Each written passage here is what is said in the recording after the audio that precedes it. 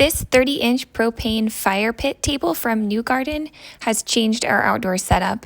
It is so nice. You'll see here the very easy start. You just click a button and turn a knob. It does come with a top to cover it, and we added lava rocks into ours to make it look nice. I'll show you here on the side how you access the propane tank. You just open this up, put your propane tank under, attach it with one easy nozzle, and you are good to go. So like I said, you push in and turn the knob while clicking the light button, and you have a fire pit ready to go. Super easy.